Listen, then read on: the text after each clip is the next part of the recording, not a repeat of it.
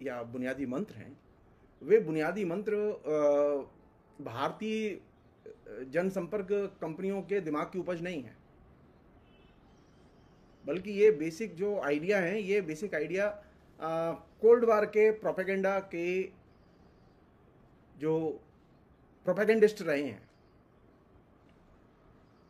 अमेरिकी जो प्रचारक रहे हैं, उनके दिमाग से निकली हुई चीजें हैं, जिनका कि भारत में बहुत ही कौशल के साथ में प्रयोग किया जा रहा है। मसलन आरएसएस और मोदी, मतलब मैं बार बार कह रहा हूं, मोदी को आरएसएस से अलग करके नहीं देखा जा सकता। उसी तरह आज की स्थिति में आरएसएस को मोदी से अलग करके नहीं देख सकते। तो संघ और मोदी की प्रोपेगेंडा जो रणनीति है, उसमें दो चीजें केंद्र में है, जिसका कि वो बार बार प्रचार कर रहे हैं। एक तो यह है कि हम जीत रहे हैं। वो अमित शाह बोलते हैं जहां भी जाते हैं हम जीत रहे हैं, और वो हिमाचल में बोल रहे थे हम जीत रहे हैं लेकिन हार गए, पंजाब में बोले हम जीत रहे हैं लेकिन हार गए, बंगाल में बोले हम जीत रहे हैं, हार गए। इसलिए यह चीज ध्यान में रखने की है कि वे जो बोल रहे हैं उस पर पहले अविश्वास करो, उसे मत मानो। तो संघ और मोदी की जो प्रोपेगेंडा रणनीति है, उसका पहला लक्ष्य यह है प्रचारित करना कि हम जीत रहे हैं। अब वो कर्नाटक में भी कह रहे हैं हम जीत रहे हैं, देखते हैं क्या होता है।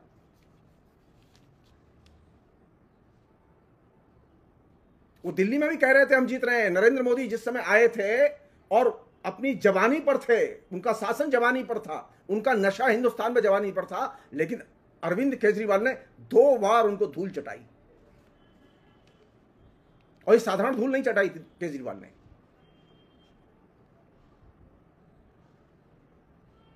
केजरीवाल ने ये पंजाब में नरेंद्र मोदी को हरा के साधारण धूल नहीं चटाई। नरेंद्र मोदी चाहते थे कि पंजाब में जीतें, लेकिन नहीं जीते। ये उदाहरण मैं इसलिए दे रहा हूं कि वे जो बोल रहे हैं वे झूठ बोल रहे हैं। इसलिए उनकी जो पहली जो कैंपेन लाइन है, हम जीत रहे हैं, कहीं भी जाते हैं बोलते हैं हम जीत रहे हैं। अरे कमाल है, हार रहे हो फिर भी कह रहे हो हम जीत रहे हैं। दूसरी कैंपेन लाइन है जिस पर कायदे से ध्यान देना चाहिए, हम बेहतर भारत बना रहे हैं। 75 साल में जो न हुआ, पिछले 60 साल में जो न हुआ, वो पिछले 10 साल में नरेंद्र मोदी ने भारत में कर दिखाया। और इसका जो बेस लाइन है कैंपेन की, जो कैच लाइन है, वो ये है कि हम बेहतर भारत बना रहे हैं। पूछा जाना चाहिए पलट के, 2014 में हिंदुस्तान में एक भी व्यक्ति को मुफ्त राशन नहीं मिलता था। सब लोग खाते थे और कमाते थे और खरीदते थे। आज स्थिति इतनी बदतर है कि 80 करोड़ से अधिक परिवारों को केंद्र सरकार को फ्री राशन देना पड़ रहा है, क्योंकि उनके पास में खाने के लिए पैसे नहीं है। नरेंद्र मोदी के शासन, ये बेहतर भारत की कल्पना देखिए आप। नरेंद्र मोदी के शासन में पिछले 9 साल में तकरीबन 20 करोड़ से अधिक लोगों की नौकरियां जा चुकी हैं। संगठित असंगठित क्षेत्र दोनों को मिला के, खेतों खलिहानों से लेकर बाजार तक, रेहड़ी लगाने वालों तक, दुकानों पर काम करने वालों में तकरीबन 20 करोड़ से अधिक लोगों की नौकरियां जा चुकी हैं। यह बेहतर भारत है। जिस 9 साल के शासन में 20 करोड़ नौकरियां चली गई हों, उसे क्या हम बेहतर भारत कहेंगे? मेरे कहने का आशय यह है कि ये जो 2 कैंपेन की बेस लाइन है, और ये विशुद्ध रूप से अमेरिकी प्रोपेगेंडा से ली गई है कि नीचे भले ही तबाही मच जाए, गैंगस्टर्स घूमें, अपराधी जो है खुलेआम नंगा नाच दिखाएं, लेकिन आप ये कहिए कि हम बेहतर भारत बना रहे हैं। जी नहीं, आप बेहतर भारत नहीं बना रहे। एक और चीज है, बहुत ही दिलचस्प चीज है ये। मोदी के जो कैंपेनर हैं वो खाली हिंदुस्तान में ही नहीं है। मोदी का कैंपेन ग्लोबल कैंपेन है, और उसमें आरएसएस के जो फ्रंट ऑर्गेनाइजेशंस हैं विदेशों में, अमेरिका में, ब्रिटेन में, जर्मनी में और दूसरे देशों में, वे ये जो 2 बेस लाइन है कि हम जीत रहे हैं, मोदी जीत रहे हैं, और बेहतर भारत बना रहे हैं, इन दोनों बेस लाइन का वे जम के अहरनिश 12 घंटे 24 घंटे प्रोपेगेंडा करते रहते हैं।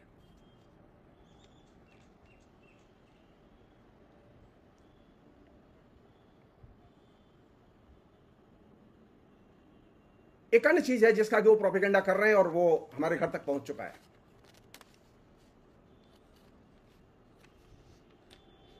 अब तक ये था कि विकास कौन कर सकता है, विकास को बहुत एक तरह से एक मोटिव, एक बड़ा स्लोगन बनाया कि मैं आया हूं तो मैं अब विकास लेकर लाया हूं और मैं सारे हिंदुस्तान में विकास को घर घर पहुंचाऊंगा।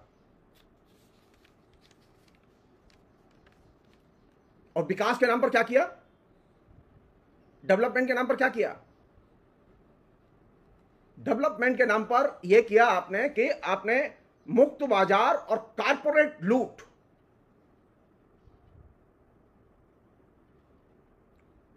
इन दो को खुली छूट दी।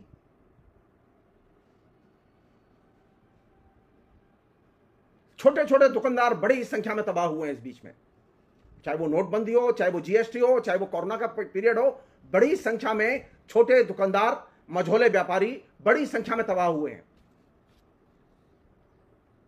बड़ी संख्या में मोदी के शासनकाल में किसानों ने आत्महत्याएं की हैं।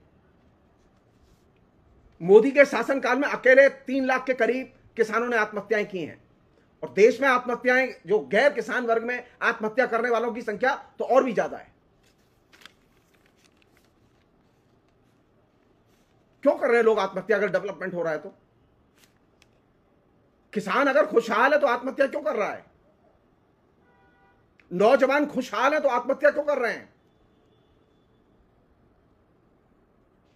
डेवलपमेंट का मतलब है मुक्त व्यापार और कॉर्पोरेट हाउसेस को, पूरे के पूरे बैंकिंग सिस्टम और जो सरकारी संसाधन है, जो सार्वजनिक क्षेत्र की कंपनियां, उनकी लूट की खुली छूट। और यह काम किया गया किस रूप में? हम अर्थव्यवस्था को नए रूप में सजा संवार रहे हैं जिससे कि अर्थव्यवस्था का तेजी से विकास हो।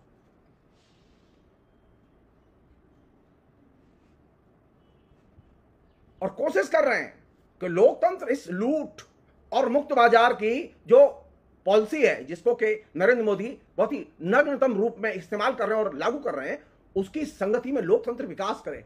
आज स्थिति है कि बैंकिंग सिस्टम, एलआईसी और दूसरी वित्तीय संस्थाओं और सार्वजनिक क्षेत्र की कंपनियों की खुली लूट के बावजूद आम नागरिक को कन्विंस कर दिया गया है कि यह जो हो रहा है वो सही हो रहा है और लोकतंत्र के विकास के लिए बहुत जरूरी है।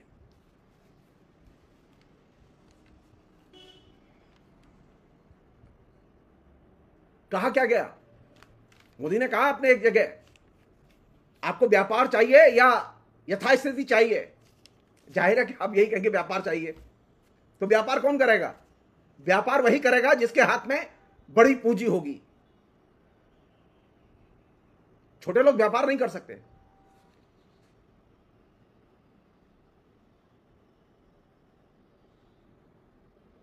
एक अन्य चीज जिसको कि काफी प्रोपेगेट किया गया,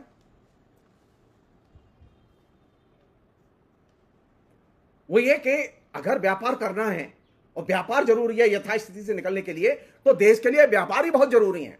देश के लिए अदानी और अंबानी बहुत जरूरी है। एक साधारण नागरिक उतना महत्वपूर्ण नहीं है, उसकी नौकरी उतनी महत्वपूर्ण नहीं है। तो आप देखेंगे पिछले 10 साल में ये जो तमाम बड़े कॉर्पोरेट हाउसेज हैं, उनकी संपत्ति में बेशुमार इजाफा हुआ है। और एक आम नागरिक है, आप अपने घर में देखिए कि पिछले 10 साल में आपकी जमा पूंजी कम हुई है या बढ़ी है। हर व्यक्ति की, चाहे वो मिडिल क्लास का हो, लोअर मिडिल क्लास का हो, अपर क्लास का हो, चाहे वो झुग्गी झोंपड़ी में रहने वाला हो, उसकी जमा पूंजी घटी है। भाई ये कौन सी गणित है कि नागरिक की तो जमा पूंजी घट जाए और जो व्यापारी है उसकी पूंजी में उछाल आए? तो ये आम नागरिक की पूंजी कहां गई? वो व्यापारियों के पास।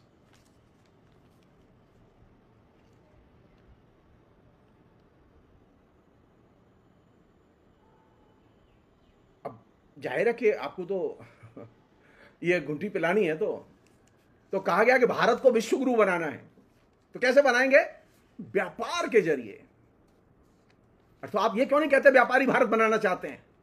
जाहिर है व्यापारी भारत बनाएंगे तो भारत के नागरिक इसे एक्सेप्ट नहीं करेंगे, इसलिए उनको इल्यूजन पैदा किया जाए, उनके दिमाग में भ्रम पैदा किया जाए कि हम विश्व गुरु बनने जा रहे हैं, भारत विश्व गुरु है।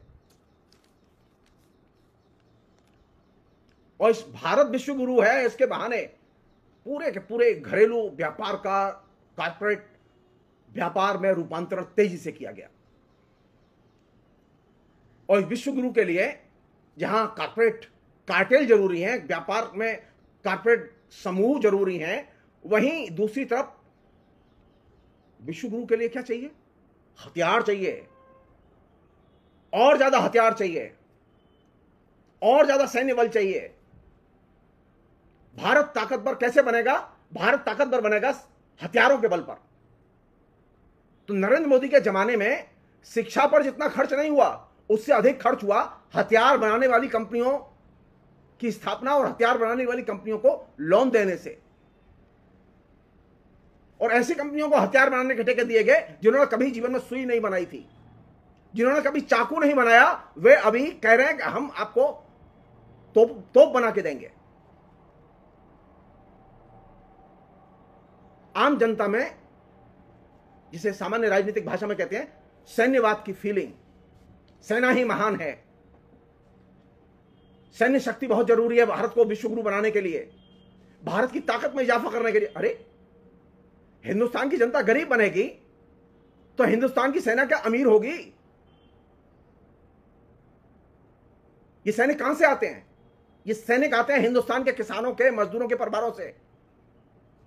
जब हिंदुस्तान के किसान और मजदूर पामाल होंगे तो हिंदुस्तान के सैनिक अमीर नहीं हो सकते। आपको मजबूत सैनिक भी नहीं मिलेंगे। अभी आपको जो थोड़े बहुत मजबूत सैनिक के लिए जो नौजवान मिलते हैं सैनिक बनने के लिए, वे नौजवान इसलिए मिलते हैं क्योंकि अब तक आम जनता को केंद्र में रख के विकास की योजनाएं बनाई गई, न कि कॉर्पोरेट हाउस को केंद्र में रख के, न कि सैन्यवाद को केंद्र में रख के। हाँ, हथियारों की जरूरत है, लेकिन हथियारों की जरूरत के लिए जरूरी था कि हम लोग खरीदें या हम अपने यहां टेक्नोलॉजी डेवलप करें। तो हमारे कोई टेक्नोलॉजी डेवलप नहीं हो रही है।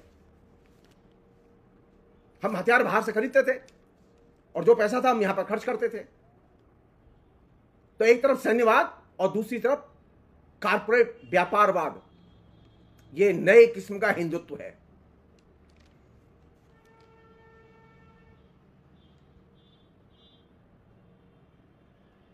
दूसरी तरफ ये जो तमाम जो कॉर्पोरेट हाउसेस हैं, इन कॉर्पोरेट हाउसेस के लिए विदेशों में ये हमारा प्रचार करें, ये हमारी मार्केटिंग करें, इसके लिए अनेक कॉर्पोरेट हाउसेस के लिए विदेशों में कारखाने खोलने के लिए, विदेशों में धंधा खोलने के लिए सरकार ने गारंटी दी, सरकार ने समर्थन किया।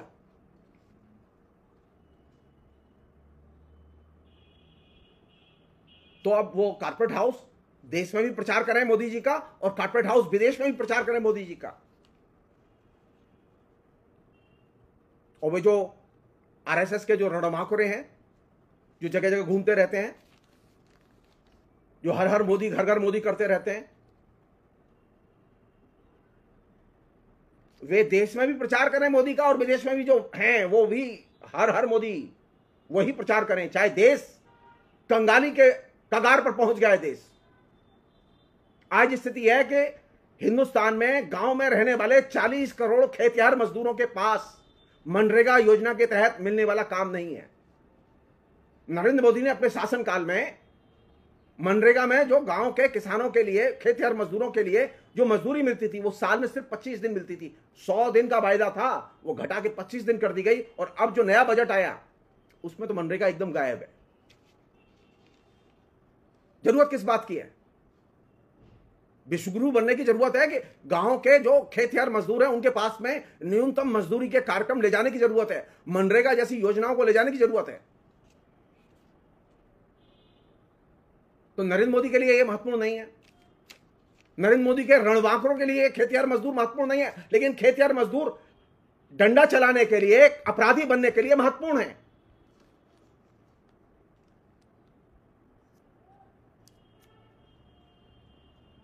एक अन्य चीज है जो कि इस बीच में उस कैंपेन के जरिए डेवलप हुई, वो कोल्ड वॉर की पॉलिटिक्स का एक बहुत महत्वपूर्ण, बहुत ही मतलब ब्रिलियंट हिस्सा था कि जो कोल्ड वॉर की राजनीति का विरोध करते थे, उन पर भाड़े के सैनिक हमले करते थे, उन देशों में अव्यवस्था पैदा की जाती थी।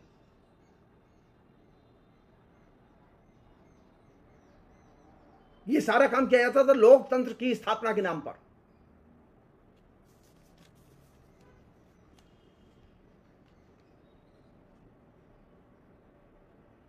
लीडरशिप कैसी होनी चाहिए? हाँ, लीडरशिप ऐसी होनी चाहिए ईडी का इस्तेमाल कर सके, सीबीआई का इस्तेमाल कर सके, सेना का इस्तेमाल कर सके। कमाल। लीडरशिप की चिंता के केंद्र में खेत मजदूर नहीं, कामगार नहीं, किसान नहीं, बेरोजगार नौजवान नहीं। कौन है टारगेट पर? सारी जनता को कन्विंस कर दिया गया है कि नरेंद्र मोदी सही काम कर रहे हैं।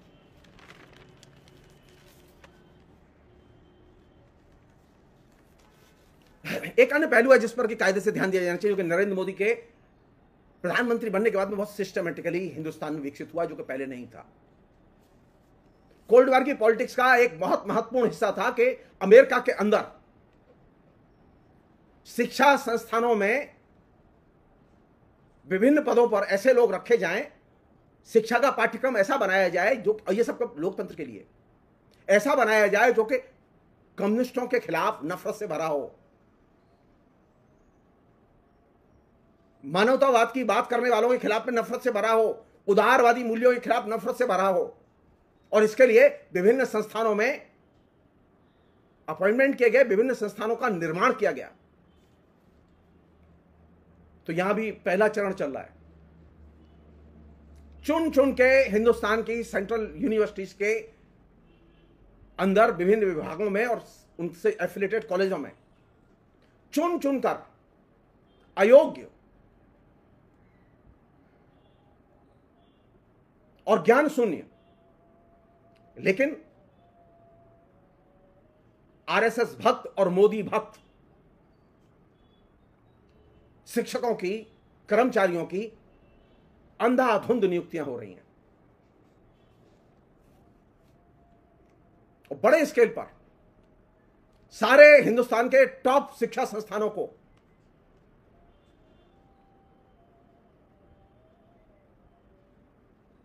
Anti communist, anti left, anti liberal, जिसे वो लोग कहते हैं ना कांग्रेस विरोधी, जी नहीं, आप एकदम उदारतावाद विरोधी हैं। ऐसे शिक्षकों की नियुक्तियां की जा रही हैं जो ये वचन दें, वो एंटी लिबरल भूमिका अदा करेंगे, वो एंटी लेफ्ट भूमिका अदा करेंगे और पाठ्यक्रम को इस तरह से सजाया संवारा जाएगा जिसमें किसी भी किस्म के उदारतावादी मूल्य नहीं होंगे। साइंटिफिक टेम्पर तो बहुत दूर की चीज है, अब धीरे धीरे पाठ्यक्रम छांट के उसे साइज किया जा रहा है। अमेरिका में यह है, यहां पे भी है। कोल्ड वॉर की पॉलिटिक्स के तहत यह किया गया कि सरकार के खिलाफ आप यूनिवर्सिटी में नहीं बोल सकते। नरेंद्र मोदी ने आने के बाद, नरेंद्र मोदी के पहले जितने भी प्रधानमंत्री रहे हैं उनके शासनकाल में यह चीज रही है कि आप चाहे जिस विश्वविद्यालय में आप सरकार के खिलाफ आंदोलन कर सकते हैं, मीटिंग कर सकते हैं, सेमिनार कर सकते हैं, धरना कर सकते हैं। लेकिन नरेंद्र मोदी के आने के बाद पहली बार सेंट्रल यूनिवर्सिटीज में बाकायदा अघोषित सर्कुलर जारी किया हुआ है कि ऐसा कोई भी प्रोग्राम होने मत दो जो सरकार के, केंद्र सरकार के खिलाफ हो, नरेंद्र मोदी के खिलाफ हो, आरएसएस के खिलाफ हो। अब कोई प्रोग्राम अगर हो रहा है तो वह साफ वक्ताओं से कह दो कि आरएसएस के खिलाफ और नरेंद्र मोदी के खिलाफ मत बोलो।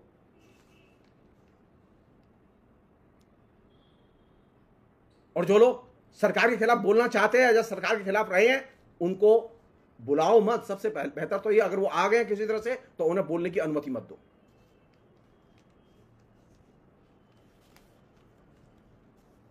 एक अन्य चीज जो इसी से जुड़ी हुई है वो ये कि अब तक ये था कि हम पढ़ाई किस लिए करते थे।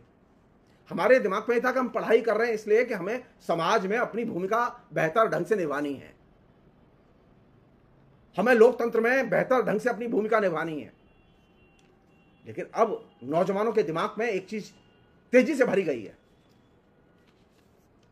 पहले से थी है लेकिन नरेंद्र मोदी के आने के बाद में ये स्पीड पकड़ी है इसने। वो ये कि अब पढ़ाई किसके लिए? कैरियर के लिए। डेमोक्रेसी भाड़ में जाए। और कैरियर भी किसका करना है? कैरियर कब बनेगा, नौकरी कब लगेगी? जब तुम संघ की शाखा में जाओगे।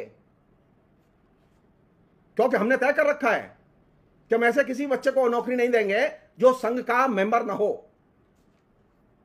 आप उठा के देखिए, सेंट्रल यूनिवर्सिटीज में पिछले 9 साल में जितने भी अपॉइंटमेंट हुए हैं, उनमें से अधिकांश अपॉइंटमेंट उन लोगों के हुए हैं जो आरएसएस के साथ में नाभिनालबद्ध हैं।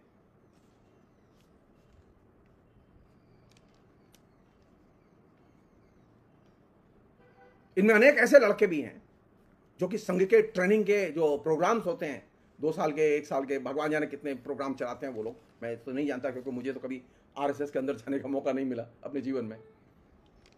जो उन प्रोग्रामों से निकल के आए हैं उनको फर्स्ट प्रेफरेंस,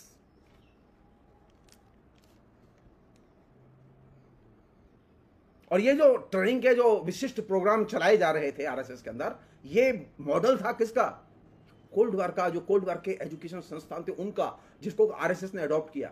कांग्रेस में ऐसा कोई मॉडल नहीं है, लेफ्ट में ऐसा कोई मॉडल नहीं है, लेकिन एजुकेशन ट्रेनिंग का, आरएसएस के आइडियोलॉजिकल ट्रेनिंग के जो 3 वर्ष के, 2 वर्ष के, 1 वर्ष के जो प्रोग्राम है, उनके ये जो मॉडल है, ये मॉडल कहां से आया? अमेरिका से। कौन चला रहा है इसे? सीआईए और दूसरे संगठन, जिसे हम कांग्रेस फॉर कल्चरल फ्रीडम कहते हैं।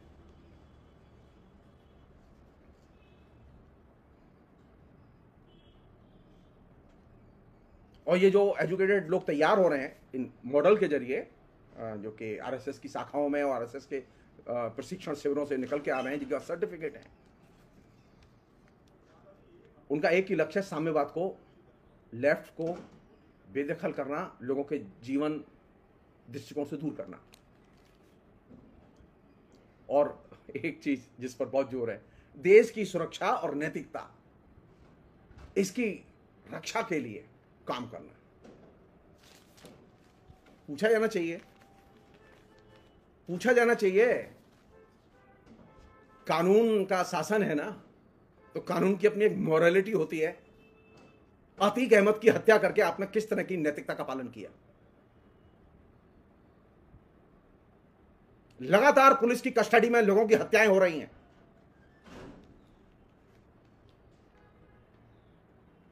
यह क्या लोकतांत्रिक जो नैतिकता है उसका पालन है? लोकतांत्रिक नैतिकता कहती है कि कानून के नियमों का पालन किया जाएगा, लेकिन नहीं। जो संघ और मोदी का जो मॉडल है उसमें राष्ट्रीय सुरक्षा, कमाल है, इतनी मतलब अमूर्त चीज। राष्ट्रीय सुरक्षा अगर इतनी ही महत्वपूर्ण है तो हम पूछना चाहते हैं कि क्या हिंदुस्तान में, जहां पर बीजेपी के लोग शासन करते हैं, वहां गरीबों की, असहाय लोगों की, स्त्रियों की सामाजिक सुरक्षा को वो सुनिश्चित कर पाए? क्या गैंग रेप से लड़कियों को बचाया जा सका है? अरे और तो और छोड़ दो, जो बीजेपी के सांसद हैं वे खुद गैंग रेप में शामिल रहे हैं, उनको आज तक बीजेपी ने अपने यहां से नहीं निकाला। हां, उन्होंने ताकत लगाई इस बात के लिए कि उनको किसी भी तरह से सजा नहीं होनी चाहिए, उन्हें बचाया जाना चाहिए। जगह जगह गैंग रेप करने वालों के पक्ष में बीजेपी के नेताओं ने जुलूस निकाले, और जिन लोगों ने जुलूस निकाले उनको नरेंद्र मोदी और आरएसएस ने दबाव डाल के संगठन से बाहर नहीं किया और गिरफ्तार नहीं किया। तो कैसी नैतिकता है ये? क्या इससे राष्ट्रीय सुरक्षा में इजाफा होगा? गैंग रेप करने वालों के पक्ष में जुलूस निकाल के? जी नहीं।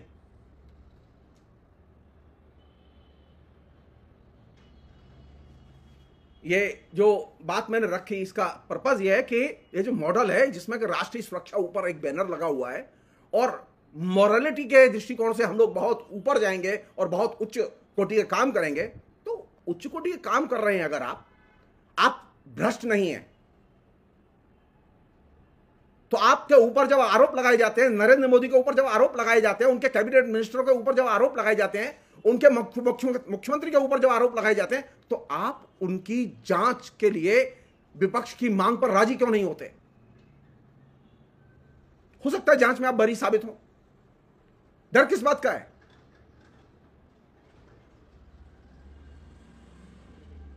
नरेंद्र मोदी के शासनकाल में सैकड़ों करप्शन की घटनाएं दर्ज हुई हैं और लोकायुक्त का आलम यह है कि उसने ऐसे मामले सुनने से इनकार कर दिया जिनकी पिटीशन अंग्रेजी में नहीं थी। आपने सुना है कभी? सुप्रीम कोर्ट में लोग पोस्टकार्ड डाल देते हैं तो उसके बाद सुनवाई होती है, लेकिन लोकायुक्त, जिसे कि पार्टी आयुक्त बना के रख दिया है इन लोगों ने, और जिस लोकायुक्त ने, कर्नाटक के लोकायुक्त ने छापे मारकर कर्नाटक में बीजेपी के एमपी को रेड हैंडेड करप्शन में पकड़ा, उसके बेटे को पकड़ा, आज तक बीजेपी के लोग उसे पार्टी से नहीं निकाल पाए। आज तक उसके घर के सामने आरएसएस के लोग कभी जुलूस लेकर नहीं गए। क्यों? वहां तो सरकार आपकी थी, क्या दिक्कत थी? कहने का आशय यह है कि राष्ट्रीय सुरक्षा और नैतिकता यह सिर्फ दिखाने के लिए ढकोसला है, बल्कि राष्ट्रीय सुरक्षा और नैतिकता की आड़ में भयानक करप्शन हर लेवल पर विकसित हुआ है। हर व्यक्ति को कहीं पर भी कोई भी काम कराने के लिए बार बार करप्ट लोगों का सामना करना पड़ता है और साधारण आदमी की जिंदगी सबसे ज्यादा असुरक्षित है। कल जो वो कह रहे थे ना उत्तर प्रदेश के मुख्यमंत्री योगी, तो नो कर्फ्यू नो दंगा, फाइन। कहां है रोजगार? कहां है खेतिहर मजदूरों के लिए दैनंदिन जीवन यापन करने के लिए रोटी रोजी?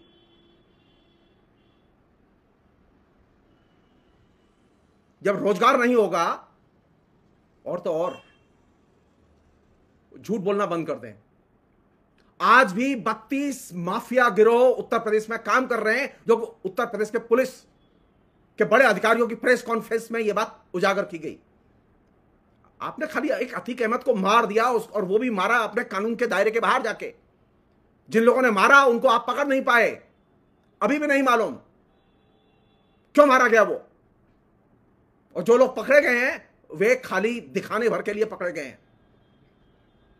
रियल कल्प्रिट कोई और है जिसको हम लोग नहीं जानते। हो सकता है कि वही लोग हों, हो सकता है सरकार का इसमें कोई हाथ ना हो, लेकिन एक चीज तो साफ है कि पुलिस की कस्टडी में मारे गए। सरकार अपने इस उपेक्षा भाव को किस तरह डिफेंड कर सकती है? जी नहीं, उत्तर प्रदेश आज भी माफिया गिरोहों का सबसे बड़ा अड्डा है। उत्तर प्रदेश की पहचान कांवड़ियाओं से नहीं होती, यह गलतफहमी दिमाग से निकाल दें। उत्तर प्रदेश की पहचान का आधार कांवड़िया नहीं है। उत्तर प्रदेश की पहचान का आधार है हिंदू मुस्लिम सद्भाव और सेकुलर जीवन शैली। आप लगातार ऐसी नीतियां अपना रहे हैं कि ये जो धर्मनिरपेक्षता है और धर्मनिरपेक्ष दृष्टिकोण है, इसको किसी तरह खदेड़ा जाए। खावड़िया जो है वो पहचान का आदर्श रूप हो गए उत्तर प्रदेश का? जी नहीं। अगर कांवड़िया आदर्श रूप हैं तो बहुत खतरनाक चीज है। इसका मतलब यह है कि आप अपनी गलती स्वीकार कर रहे हैं कि आपने कोई विकास नहीं किया उत्तर प्रदेश में। आपको कहना चाहिए था कि उत्तर प्रदेश एक ऐसा प्रदेश है जहां कोई बेरोजगार नहीं है। आप क्या कह रहे हैं? आप कह रहे हैं कि उत्तर प्रदेश एक ऐसा प्रदेश है जो कांवड़ियाओं का प्रदेश है, वह उसकी पहचान है। कांवड़ियाओं के उदय के पहले से उत्तर प्रदेश में कुंभ स्नान होते रहे हैं। भारतीय जनता पार्टी के जन्म लेने के पहले से कुंभ स्नान होते रहे हैं, और गंगा यमुना में लाखों लोग विभिन्न तीज त्योहारों पर स्नान करते रहे और आते रहे, और इतने लोग आते रहे जितने कांवड़िया में नहीं आते कभी। आशा है ये कार्यक्रम आपको पसंद आया होगा। इस वीडियो को ज्यादा से ज्यादा शेयर करें, लाइक करें और कमेंट करके बताएं आपकी राय क्या है। और अगर आपने हमारा यूट्यूब चैनल अभी तक सब्सक्राइब नहीं किया है तो तुरंत इसको सब्सक्राइब कर लीजिए और बेल आइकन भी दबा दीजिएगा, ताकि अगली जब वीडियो अपलोड हो तो आपके पास इसका नोटिफिकेशन पहुंच सके। और अगर आपने हमारा फेसबुक पेज फॉलो नहीं किया है, फेसबुक पेज को भी फॉलो करें। धन्यवाद।